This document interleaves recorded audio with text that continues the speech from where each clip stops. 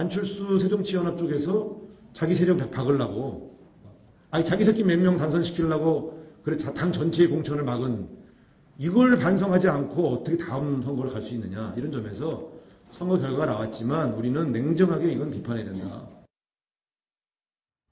자, 어떻습니까? 우상호 의원, 자, 안철수, 김한길 두 사람이 했던 지방선거 공천에 대해서 이렇게 치봤네요. 아주 비판을 단단히 했습니다.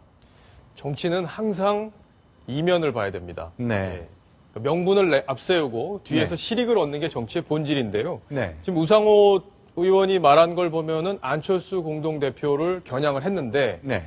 사실 자기 당 대표를 저렇게까지 비판하는 게 좀 낯설게 보이지 않습니까? 그렇죠. 그렇다면은 저 우상호 대변인을 비롯한 오늘 토론회에 참석했던 더 좋은 미래 이 초재선 그룹 모임인데요. 네. 이분들이 오늘 하고자 했던 본질이 뭐였는가를 좀 생각을 해봐야 될 것 같습니다. 네. 지방선거가 사실 여당이 불리한 구도에서 치러지는 선거였기 때문에 야당으로서는 압승을 했어야 네. 선거에 승리했다 이렇게 얘기할 수 있지만 사실 네. 선거가 절묘한 균형을 이루면서 야당도 여당도 승리하지 못했다 이런 평가가 나오고 있고 네. 그 평가에 대해서 지금 우상호 의원을 비롯한 초재선 그룹이 지도부를 공격하는 소재로 지금 활용을 하면서 자기들의 세력을 넓혀가고 있는 그런 상황으로 이해하면 될 것 같습니다. 자, 이번 선거는 비겼다는 것이 대체적인 평가인데 우리가 졌다, 실질적으로. 그러니 우리한테는 문제가 많다. 그러니 뭔가 바꿔야 된다. 제일 먼저 대표들을 바꿔야 된다.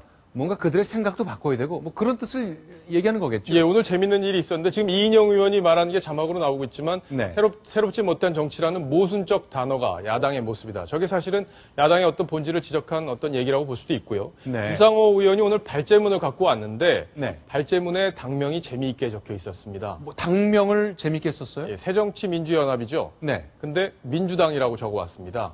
잠깐만요.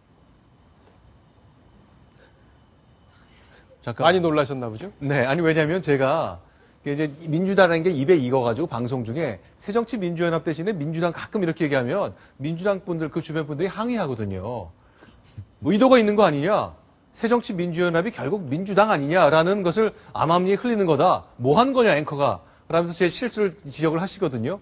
근데 문서로 가져온 거에 민주당이라고 써왔어요. 그렇게 적혀 있었고요. 그거에 대해서 우상호 의원은 실수다 이렇게 해명은 했습니다. 우상호 의원 실수다라고 해명을 실수다고 해놓고 네. 발제하는 도중에 말로도 계속 민주당이라고 얘기를 했습니다. 그건 뭐냐면 네. 새정치민주연합이 지방선거를 앞두고 급속하게 합당을 통해서 네. 새로 포장을 해서 지방선거를 치렀는데 결과가 좋지 않았기 때문에 네. 그 정신을 높게 사지 않겠다. 이런 의도가 깔려 있었던 게 아닌가 이렇게 지금 해석이 되고 있고요. 네. 또 우상호 의원이 사실 박원순 시장과 아주 가깝습니다. 네. 박원순 시장은 판세가 좀 유리해진 뒤에는 야당 새정치민주연합과는 거리를 많이 뒀었거든요. 네. 그러니까 독자적인 시민 세력으로 선거를 치렀고 네. 우상호 의원은 그거를 진보의 재해석이다 이렇게 평가를 했습니다. 네. 기존까지의 진보가 어떤 친노 진영의 진보, 어떤 진영 논리에만 매몰된 진보가 아니라 우파에서도 배울 건 배우는 진보. 이렇게 재해석을 통해서 선거에서 이긴 후보들이 바로 박원순, 안희정 이런 후보들이었다. 이렇게 평가를 하고 있고요. 당이 그런 모습으로 나가야 된다는 대안을 오늘 제시를 했습니다. 아, 그러니까 안철수를 영입하면서 뭔가 중원을 확대하는 중도 정책 잘못됐다. 더 왼쪽으로 가야 된다. 더 진보적으로 가야 된다. 왜냐? 교육학 선거 봐라.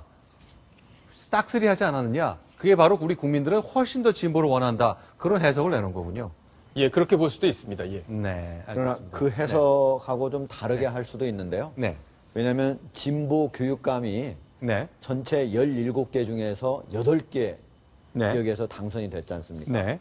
그리고 8개는 전교조. 네. 그리고 나머지 지역은 17개 중에서 4개를 뺀 나머지 네. 지역은 바로 이제 민교협, 네. 민주화를 위한 교수협의회에서 네. 당선이 됐는데 이 부분은 진보 정치에 대한 어떤 국민적 지지다. 네. 이렇게 말하기보다는 대부분이 30%에서 40%의 지지로 네. 됐습니다. 그 얘기는 보수층에서 많이 얘기가 나오지만 네. 보수층이 여러 사람이 같이 나와서 이 네. 표를 분산시켰기 때문이지 네. 진보의 어떤 승리다 이렇게 말하기는 어렵다는 분석이 더 많습니다. 그렇죠. 이제 우상호 의원은 이제 자기 원하는 정치적 목적에 맞게 이제 해석을 한 경우인데요.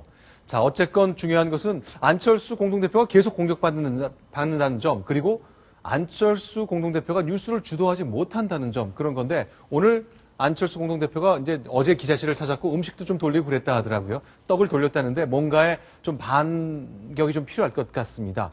그런데 지금 얘기 나온 것은 우상호 의원과 가까운 박원순 시장의 모습인데 굉장히 유연함을 보이면서 다양한 접근을 하고 있는 겁니다. 오늘요, 박근혜 대통령의 창조경제에 대해서 어제요, 박근혜 대통령이 창조경제에 대해서 이런 말을 해놨습니다. 영상 보시면 좀 놀라실지도 모르겠습니다.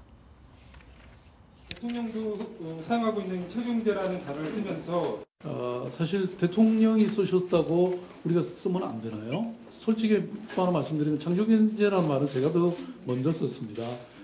제가 취임하자마자 이런 말씀들을 많이 해왔고요. 그리고 누가 먼저 쓰나가 무슨 중요한 일입니까? 좋은 단어라면 우리가 함께 얼마든지 협력해서 할 수 있다고 생각이 되고요.